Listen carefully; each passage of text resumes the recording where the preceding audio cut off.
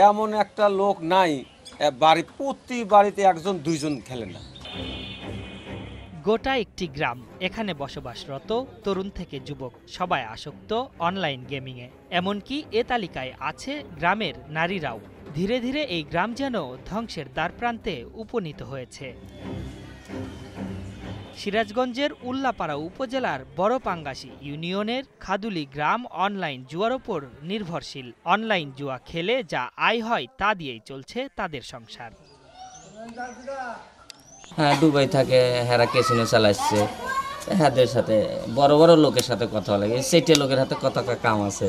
ইউনিয়নের তেঁতুলতলা, খাদুলি বাজার সহ এলাকার বিভিন্ন দোকান ও মোড়ে জুয়া খেলা চলে।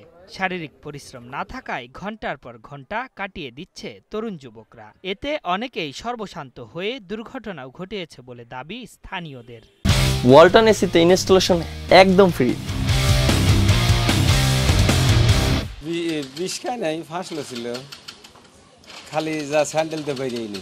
সর্বনিম্ন ২০ টাকা থেকে শুরু করে কয়েক লাখ টাকা বাজি ধরা হয় এই খেলাতে। লাইভ খেলা চললেই বাজি ধরে জুয়ারিরা, তবে ভাগ্য ফেরার সুযোগ কমই। বর্তমান সময়ের প্রেক্ষাপটে মোবাইল জুয়া সর্বত্র বিস্তার করছে, আর এই জুয়ার টাকা জোগাড় করতে বিভিন্ন অপরাধ কর্মকাণ্ডে জড়িয়ে পড়ছে তরুণ প্রজন্মের যুবক যুবতীরা। মরণব্যাধি ক্যান্সারের মতো একদম মৃত্যুর কোলে ফেলে দিচ্ছে। পরিবারের লোকজন জানতেছে না, একপাশে বসেই পরিবারের সবার সাথে বসেই মোবাইলে জুয়া খেলতেছে, গেম খেলতেছে।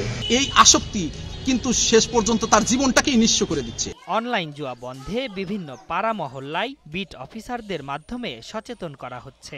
এছাড়া জুয়া বন্ধে এরই মধ্যে পুলিশ কাজ শুরু করেছে বলে দাবি পুলিশের এই কর্মকর্তার। আমরা এর বিরুদ্ধে আমাদের অফিসার অলরেডি কাজ শুরু করেছে।